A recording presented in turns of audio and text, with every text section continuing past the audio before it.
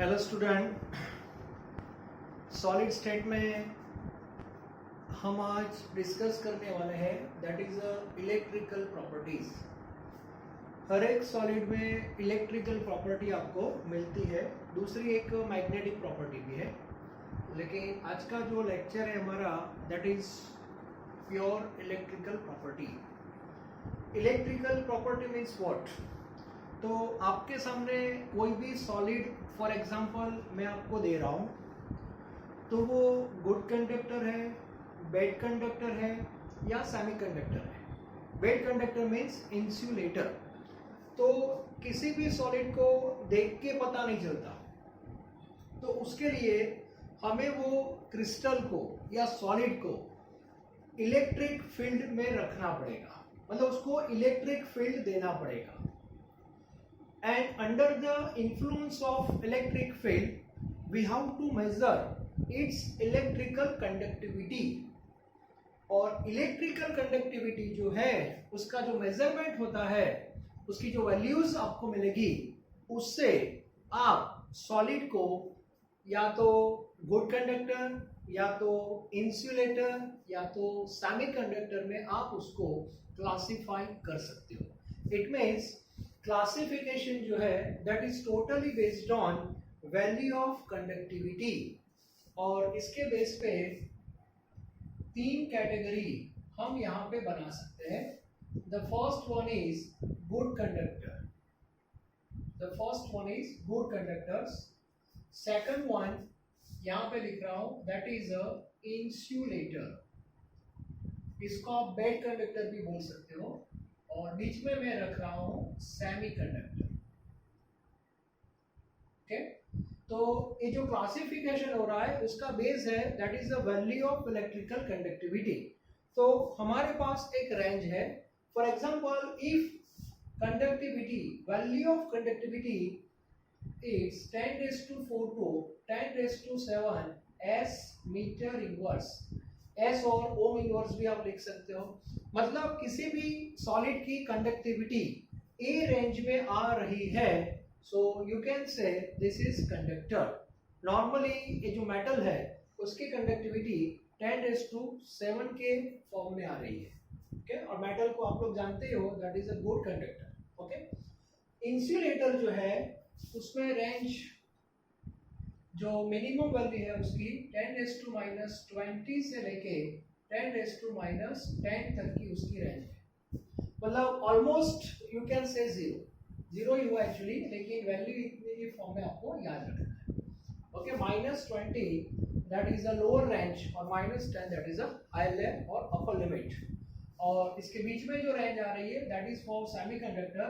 और सेमीकंडक्टर की जो रेंज है वो एक्चुअली 10⁻⁻6 से लेके 10⁻⁴ तक है according to our textbook. तो इस बेस पे ये रेंज आपको याद रखनी पड़ेगी, that is for MCQ. Okay, तो गुड कंडक्टर, सेमी कंडक्टर और बैड कंडक्टर, इसमें आपको कंडक्टिविटी मिलेगी, इसमें आपको कंडक्टिविटी कम मिलेगी, और यहाँ पे हमें कंडक्टिविटी ऑलमोस्ट जीरो मिल रही है। नाउ क्वेश्चन इज ऐसा क्यों? What is the reason behind this? How can you explain? तो आपके दिमाग में थोड़ा कॉन्सेप्ट तो है कि चलो मेटल के पास फ्री इलेक्ट्रॉन्स होते हैं या उनके पास फ्री इलेक्ट्रॉन नहीं है, ये सब बातें आपने पढ़ी है, ठीक है। तो अभी ये जो चैप्टर है उसमें ये सेम कॉन्सेप्ट हम पढ़ने वाले हैं, लेकिन थोड़ा अलग एंगल से। तो सबसे पहले हमने आगे 11th में एक चैप्टर पढ़ा था, आपको भी पता है, सेकंड चैप्टर नंबर 4 बॉन्डिंग। और बॉन्डिंग का एक कॉन्सेप्ट है molecular orbital theory, that is for covalent bond. ये आपको पता है कि एमओ थ्योरी में दो टाइप के ऑर्बिटल होती है, बीएमओ, एबीएमओ, ये सब हमने आगे पढ़ा हुआ है। तो वही कॉन्सेप्ट हम सॉलिड के लिए भी अप्लाई कर सकते हैं। तो यहाँ पे कॉन्सेप्ट क्या है कि any solid made up of finally atom. Okay, और एटम के अंदर जो इलेक्ट्रॉन्स होते हैं वो नॉर्मली ऑर्बिटल्स में होते हैं, और ऑर्बिटल के बीच में ओवरलैपिंग होता है, और ओवरलैपिंग से कॉन्सेप्ट ऐसा है कि वहां पे बैंड बनते हैं। और दो टाइप के बैंड हमारे पास होते हैं, one that is a valence band and second that is a conduction band. तो बैंड थ्योरी के बेस पे ये तीनों को हम एक्सप्लेन करने जा रहे हैं बैंड थ्योरी। तो जो कंडक्टर्स होते हैं नॉर्मली मेटल की हम बात करेंगे। मेटल में ऐसा बोलते हैं कि ये जो बैंड होता है नॉर्मली आप सबको पता है कि मेटल सोडियम मैग्नीशियम और एल्यूमिनियम ये तीनों मेटल ही है। एटॉमिक नंबर 11 12 और 13 और उनकी जो वैलेंस ऑर्बिट है वहां पे 1 2 या तो 3 इलेक्ट्रॉन्स होते हैं, मतलब वहां पे जगह है, एम्प्टी स्पेस वहां पे है। तो मेटल के केस में ऐसा बोलते हैं कि ये जो बैंड होता है वैलेंस बैंड ये पार्शियली फिल्ड होता है। ऐसे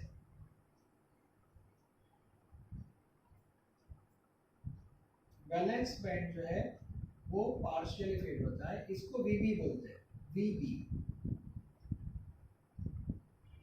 मतलब ऊपर थोड़ा पोर्शन अभी भी एम्प्टी है।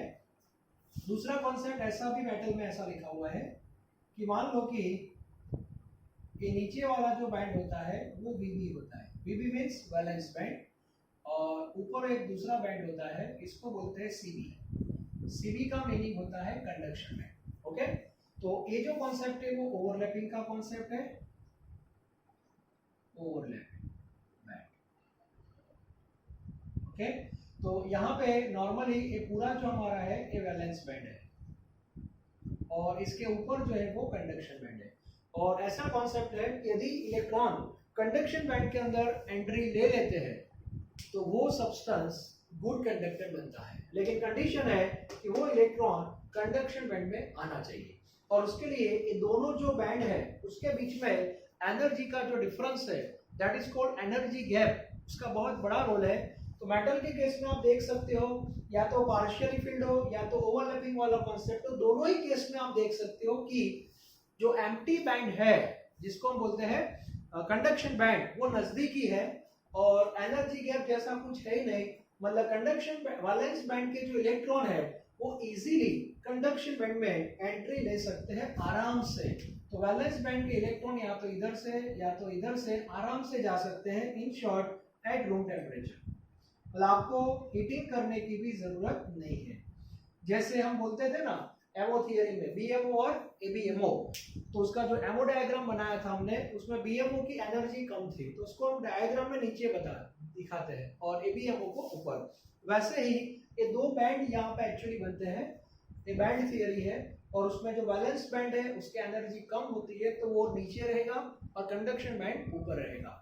But condition is for conductivity electron must enter into conduction band और ये गुड कंडक्टर में इजीली पॉसिबल है, अचीवेबल है, तो यहाँ पे कंडक्टिविटी हमें मिलेगी। ओके, अब बात करते हैं सेमी में। सेमी में क्या हो रहा है, देखो थोड़ा गैप बनता है एक्चुअली।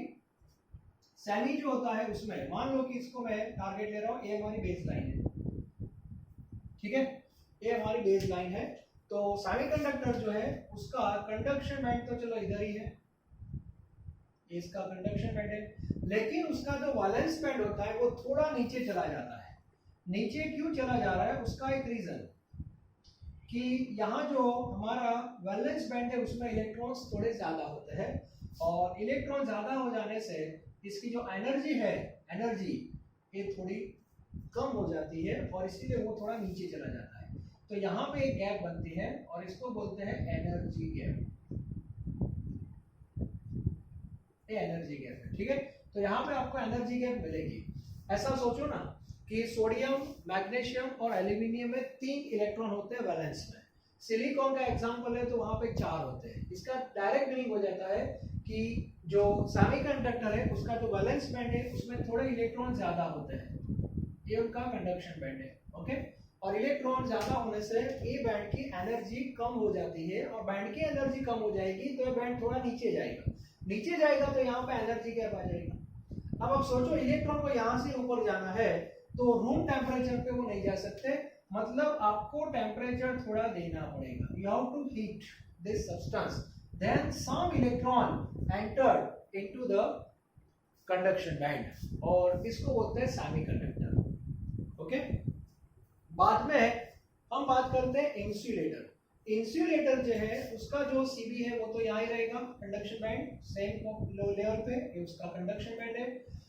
इंसुलेटर में जो वैलेंस बैंड होता है उसमें इलेक्ट्रॉन बहुत ज्यादा होते हैं और इसीलिए ए बैंड बहुत नीचे चला जाता है।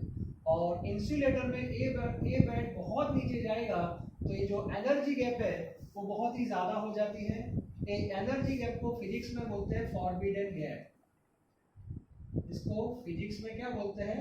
Forbidden gap. और ये जो गैप, इसका मीनिंग होता है वैलेंस बैंड जो नीचे है उसकी टॉप लिमिट और कंडक्शन बैंड का बॉटम, इन दोनों का जो एनर्जी गैप है that is called forbidden gap. और इंसुलेटर में ये बहुत ही ज्यादा हो जाता है और इसीलिए आप कितना भी उसको हीट दो लेकिन कोई बेनिफिट नहीं है, ये इलेक्ट्रॉन कंडक्शन बैंड में नहीं जा पाएंगे। उसका रीजन कि गैप बहुत ज्यादा है। इन शॉर्ट ये तीनों का कंडक्शन बैंड सेम लेवल पे है लेकिन तीनों का जो वैलेंस बैंड है उसका लेवल आप देखो, मेटल में नजदीक ऊपर होता है, थोड़ा सेमी में थोड़ा नीचे आ जाता है, थोड़ा और नीचे आ जाता है। ऐसा थोड़ा लॉजिकल ऐसा देखो कि नीचे बैग है, वैलेंस बैंड जो है that is like a bag और बैग के अंदर मैं स्टोन रख रहा हूँ। यहाँ पे 3 स्टोन है, यहाँ पे 4 है, यहाँ पे 5 6 7 स्टोन है क्योंकि इसका वैलेंस ऑर्बिट में ज्यादा इलेक्ट्रॉन्स होंगे। तो बैग के अंदर जितने स्टोन ज्यादा रहेंगे उतनी बैग कहाँ पे आएगी? नीचे आएगी। और बैग जितनी नीचे आएगी उतनी ए गैप बढ़ेगी और ए गैप बढ़ेगी तो इलेक्ट्रॉन को यहाँ से ऊपर जाने में दिक्कत होगी। अब कितना भी करो ये क्रिस्टल को, ये इंसुलेटर को आप फर्नेस के ऊपर रखोगे फिर भी कोई बेनिफिट आपको नहीं मिलेगा। So this is a band diagram और इसको बैंड थियरी भी बोलते हैं। तो ये कॉन्सेप्ट भी आपका क्लियर होना चाहिए, फिजिक्स में भी ये टॉपिक आप पढ़ते हो। ओके, नाउ क्वेश्चन इज, यहाँ पे कंडक्शन अपने आप मिल रहा है, मतलब कोई ज्यादा एक्स्ट्रा आपको फोर्स करने की जरूरत नहीं है क्योंकि रूम टेम्परेचर पे वो इजीली अवेलेबल है। इंसुलेटर में आप देखो तो जितना भी आप ट्राई करोगे लेकिन आपको कोई बेनिफिट नहीं मिलेगा, मतलब आपको मेहनत यहाँ करने की जरूरत नहीं है, ये अपने आप कंडक्शन दे रहा है। यहाँ पे जो भी आप मेहनत करो लेकिन कोई बेनिफिट नहीं है। तो ये जो बीच वाली जो कैटेगरी है दैट इज अ सेमीकंडक्टर, वहां पे कुछ हमें दिखाई दे रहा है कि थोड़ा हम ट्राई करें, जैसे हीटिंग थोड़ा करते हैं तो इसका कंडक्शन बढ़ सकता है। तो हम ज्यादा फोकस कहाँ पे करेंगे? सेमीकंडक्टर पे करने वाले हैं। क्लास के अंदर स्टूडेंट भी 3 कैटेगरी के होते हैं, एक गुड कंडक्टर वाले, मतलब वो अपने आप पढ़ते रहते हैं, ज्यादा डिस्टर्ब करने की उनको जरूरत नहीं है। एक ए कैटेगरी है, भगवान भी ऊपर से पढ़ाने आएगा ना फिर भी लोग नहीं पढ़ेंगे, तो यहाँ पे टाइम वेस्ट करने की जरूरत नहीं है, यहाँ भी आपको वेस्ट करने की जरूरत नहीं है क्योंकि अपने आप पढ़ रहे हैं। लेकिन ए कैटेगरी है वहां पे कुछ कंफ्यूजन है, मतलब इनको थोड़ा गाइडेंस चाहिए, थोड़ी मेहनत यहाँ पे हमें करनी पड़ेगी। तो हमारा नेक्स्ट जो पार्ट आता है वो सेमीकंडक्टर के बेस पे ही है। ओके, तो हम सेमीकंडक्टर के बारे में पढ़ने जा रहे हैं। सेमीकंडक्टर में कंडक्टिविटी आपको मिलती है लेकिन गुड कंडक्टर के हिसाब से बहुत ही कम मिलती है। तो उसकी कंडक्टिविटी कैसे बढ़ा सकते हैं, क्या क्या उसकी अप्रोचेस है, कैसे हम ये काम करेंगे, उसमें मेन इंपॉर्टेंट है दैट इज ए डॉपिंग। तो डॉपिंग हमें यहाँ पे पढ़ना है। तो सबसे पहले इसका एक स्क्रीनशॉट ले लो, उसके बाद हम डॉपिंग पढ़ने वाले हैं, डॉपिंग इन सेमीकंडक्टर। ओके,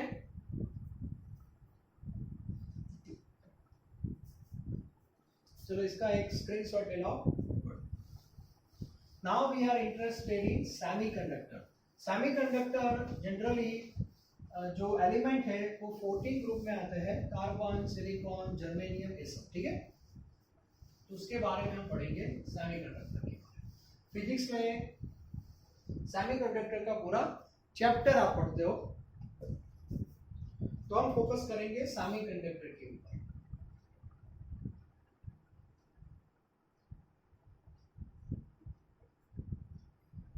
और इसका एग्जाम्पल मैं ले रहा हूं सिलिकॉन।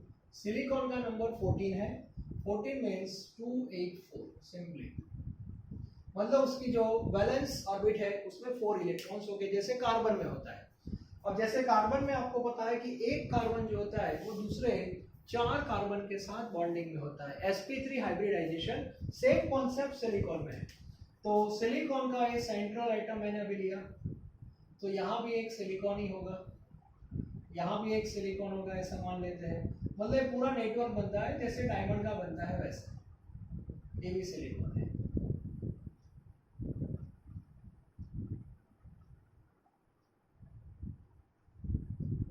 क्लियर? चलो अब इसमें वैलेंस में देखो 4 इलेक्ट्रॉन्स है, मतलब ये सेंट्रल वाला जो सिलिकॉन है वो बाकी 4 के साथ यहाँ पे कोवैलेंट बॉन्ड बना रहा है। अब देखो कैसे कोवैलेंट बॉन्ड को मैं रिप्रेजेंट कर रहा हूँ। मान लो कि ये क्रॉस वाले जो 4 इलेक्ट्रॉन है वो सेंटर वाले सिलिकॉन के, क्लियर? अब इसके साथ शेयरिंग में इसका एक इलेक्ट्रॉन यहाँ पे आएगा, ठीक है, इसका यहाँ पे रहेगा, मतलब ऑक्टेट क्या हो गया, कंप्लीट हो गया कि नहीं, अराउंड सेंट्रल सिलिकॉन। मतलब इस बेस पे पूरा नेटवर्क बनता है यहाँ पे।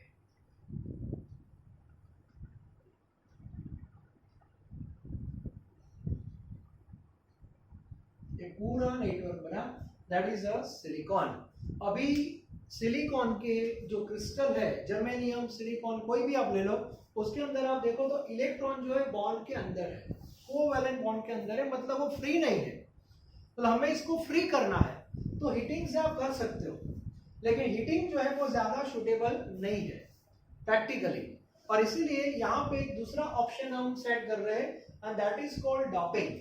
तो अब जो मेथड हम पढ़ने वाले हैं इसको बोलते हैं डॉपिंग, और बेसिकली ये वन टाइप ऑफ डिफेक्ट ही है, और ये डिफेक्ट को हम इलेक्ट्रॉनिक डिफेक्ट भी बोल सकते हैं। Electronic defect. अब ये डॉपिंग क्या है वो आप देखो, तो 14 ग्रुप का ये मेंबर है, ठीक है। तो यहाँ पे मैं दो ऑप्शन ले रहा हूँ आपके सामने। एक में हम डॉपिंग करेंगे 15th ग्रुप्स के एलिमेंट्स, ओके, और एक डॉपिंग हम करेंगे 30th ग्रुप्स, क्योंकि सिलिकॉन है वो 14 ग्रुप का मेंबर है। तो सबसे पहले मैं 15 ग्रुप का एक मेंबर ले रहा हूँ, मतलब सिलिकॉन के अंदर हम ऐसा कोई मेंबर डालेंगे, फॉर एग्जांपल फास्फोरस। तो फास्फोरस का नंबर क्या है, 15 है, इट मींस 285, मतलब इसके वैलेंस में कितने इलेक्ट्रॉन है, 5। तो आप ऐसा सोचो कि हम सिलिकॉन के अंदर, सिलिकॉन जो है उसके अंदर हम फास्फोरस डाल रहे हैं। अब सिलिकॉन और फास्फोरस की जो एटॉमिक साइज है उसमें इतना ज्यादा वेरिएशन नहीं है, तो ऑब्वियसली यहाँ पे सब्स्टिट्यूशन का कॉन्सेप्ट रहेगा, मतलब फास्फोरस को एंट्री देनी है तो सिलिकॉन को बाहर निकालना पड़ेगा, ओके। तो ये लोग क्या करते हैं, सिलिकॉन के अंदर फास्फोरस से मैंने डॉपिंग किया, ओके। अब डॉपिंग किसका हो रहा है, फास्फोरस का हो रहा है, अंदर जगह तो है नहीं, तो मान लो कि यहां से एक सिलिकॉन निकल गया, फॉर एग्जांपल सिलिकॉन जाने के बाद यहाँ पे कौन आ गया, फास्फोरस आ गया। अब सिलिकॉन जब बाहर निकल जाएगा तो सिलिकॉन अपने इलेक्ट्रॉन के साथ निकलेगा, तो सिलिकॉन के जो बॉन्डिंग के जो इलेक्ट्रॉन्स थे वो भी चले जाएंगे। लेकिन हमें टेंशन भी नहीं लेना है, जो जा रहा है वो 4 इलेक्ट्रॉन लेके जा रहा है, लेकिन जो आ रहा है वो तो 5 इलेक्ट्रॉन लेके आ रहा है, मतलब 1 इलेक्ट्रॉन ज्यादा है। तो फास्फोरस यहाँ सेंटर में फिट हो जाएगा, जैसे सिलिकॉन ने शेयरिंग किया था 4 इलेक्ट्रॉन से, वैसे फास्फोरस भी अपने जो 5 इलेक्ट्रॉन है उसमें से ही फ्री रखेगा, बाकी सब सेट हो जाएंगे। तो आपको 1 इलेक्ट्रॉन यहाँ पे फ्री मिलेगा कि नहीं। अब एक फास्फोरस में से आपको 1 इलेक्ट्रॉन फ्री मिल रहा है, देखो अपने आप। Now we are interested in free electrons. तो सिलिकॉन के अंदर आप 15 ग्रुप के एलिमेंट को जब एंट्री देते हो, डॉपिंग करना मतलब ऐसा नहीं कि पूरा डाल देना, लेकिन थोड़े थोड़े फास्फोरस के एटम आप यदि सेट कर रहे हो तो आपको फ्री इलेक्ट्रॉन्स मिलेंगे, और बाद में जब उसको आप इलेक्ट्रिक फील्ड में रखोगे तो ऑब्वियसली आपको कंडक्टिविटी मिल जाएगी। मतलब सारे इलेक्ट्रॉन अभी तो रैंडम में मोशन करेंगे, लेकिन under the influence of electric field सारे इलेक्ट्रॉन की जो डायरेक्शन है वो सेम हो जाएगी, and that is current, okay. तो सिलिकॉन के अंदर आपने फास्फोरस का डॉपिंग किया, मतलब Si+P बना कि नहीं, और Si+P जो है इसको बोलते हैं एन टाइप, इसको क्या बोलते हैं, N type conductor. N type, आप बोलोगे सर एन टाइप क्यों, यहां पे जो कंडक्शन आपको मिल रहा है that is due two electron, और इलेक्ट्रॉन का चार्ज नेगेटिव है, नेगेटिव का इनिशियल एन होता है। Therefore after adding phosphorus, after doping done by phosphorus, whatever conductor we have which is known as n type conductor, okay. तो silicon के अंदर जब डॉपिंग होता है 15 ग्रुप के एलिमेंट के साथ, तो आपको जो कंडक्टर मिलता है उसको एन टाइप कंडक्टर बोलते हैं। तो कंपनी वाले एन टाइप कंडक्टर बनाया और बाद में उसको कहीं पे रखेंगे, इलेक्ट्रॉनिक इंडस्ट्री में बाद में इसका यूज करना है, वो बाद में देखते हैं, लेकिन पहले डॉपिंग से क्या होता है वो हम देखते हैं। This is like a defect, इसको हम डिफेक्ट भी बोल सकते हैं। अब मान लो कि दूसरा ग्रुप का ऑप्शन में दे रहा हूं 13 ग्रुप। 13 ग्रुप के मेंबर जो है उसमें बोरोन भी आता है, ओके, एल्यूमिनियम भी आ सकता है, आर्सेनिक भी आ सकता है। तो ये सारे जो एग्जांपल है वो 13 ग्रुप के। फॉर एग्जांपल मैंने एल्यूमिनियम लिया फॉर एग्जांपल, तो एल्यूमिनियम आपने लिया, इसका नंबर 13 है, इट मींस 283। अब यहाँ पे प्रॉब्लम क्या होने वाला है, बहुत ही इंटरेस्टिंग बात बनने जा रही है।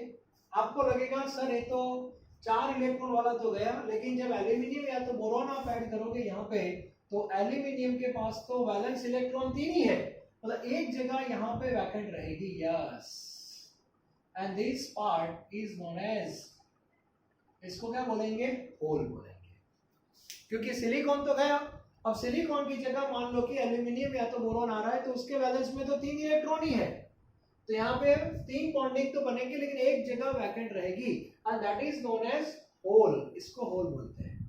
अब इससे होता क्या है कि होल को देख के नजदीक वाला जो इलेक्ट्रॉन है, मान लो कि यहाँ पे इलेक्ट्रॉन है, वो वहां पे अट्रैक्ट हो जाता है, और वो इलेक्ट्रॉन यहाँ से इधर आ गया।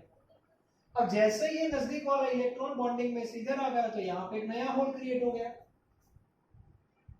तो होता क्या है इसमें कि इलेक्ट्रॉन जो होते हैं बॉन्डेड इलेक्ट्रॉन, वो अपनी बॉन्डिंग साइड से निकल के होल के अंदर जा रहे हैं, मतलब नजदीक वाला इलेक्ट्रॉन यहाँ से इधर आ गया तो यहाँ पे होल आ जाएगा। तो ऐसे पूरा जो नेटवर्क है उसमें इलेक्ट्रॉन कंटिन्यूअस मूव करते रहते हैं, और हमें करना क्या है, वही तो हमें करना है, हमें इलेक्ट्रॉन को कंटिन्यूअस मोशन में रखता है। इसको भी आप फील्ड के इन्फ्लुएंस में रखोगे तो इलेक्ट्रॉन अपनी पोजीशन क्या करते जाएंगे, चेंज करेंगे, मतलब वो होल को फिलअप करते रहे। आप बाहर से देखोगे तो आपको ऐसा लगेगा कि होल मूव कर रहा है, लेकिन रियल में इलेक्ट्रॉन मूव कर रहे हैं, ठीक है।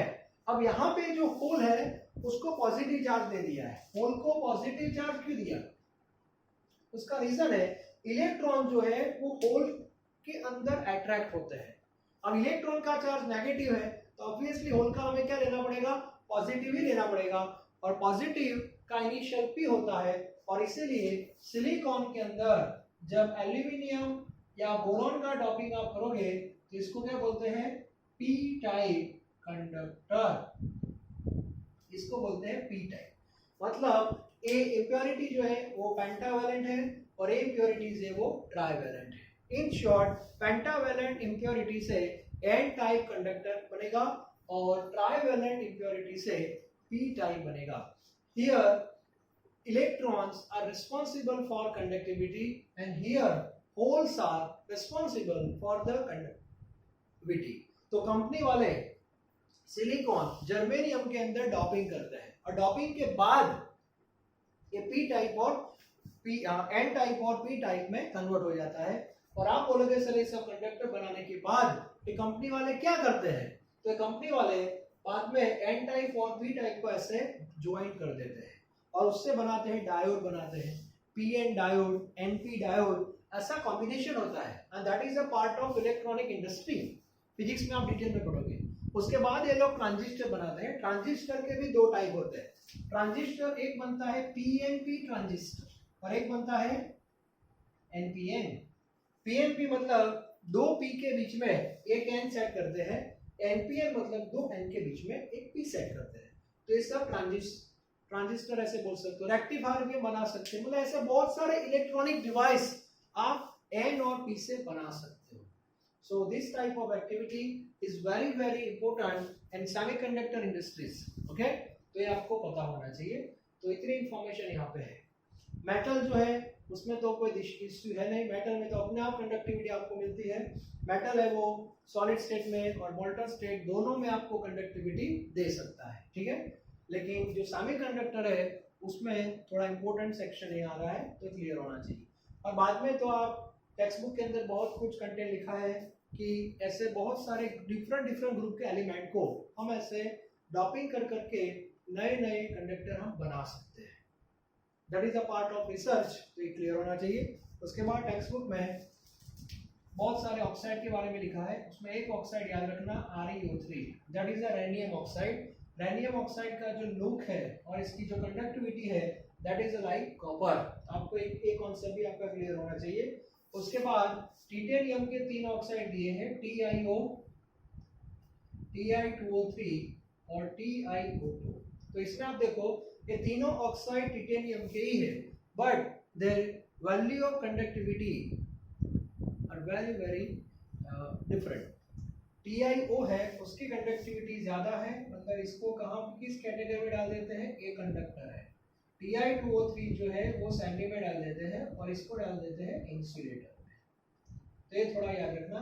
तो ये जो सारे टॉपिक आज हमने डिस्कस किए हैं that is totally based on electrical properties. मतलब टॉपिक बहुत इजी है। This topic is very important for MCQ purpose. इसे नॉर्मली हम फिजिक्स में पढ़ते ही हैं, क्योंकि केमिस्ट्री में सॉलिड स्टेट हमारा टाइटल है, तो obviously this topic is also included in this chapter. तो सॉलिड की ये जो प्रॉपर्टी है वो ऐसे हम क्लासिफाई कर सकते हैं। सॉलिड की एक और प्रॉपर्टी है that is called magnetic property. तो हमारा जो नेक्स्ट लेक्चर रहने वाला है that is totally based on magnetic property. Okay, तो नेक्स्ट लेक्चर में हम मैग्नेटिक प्रॉपर्टी के बारे में डिस्कशन करने वाले हैं। Thank you very much.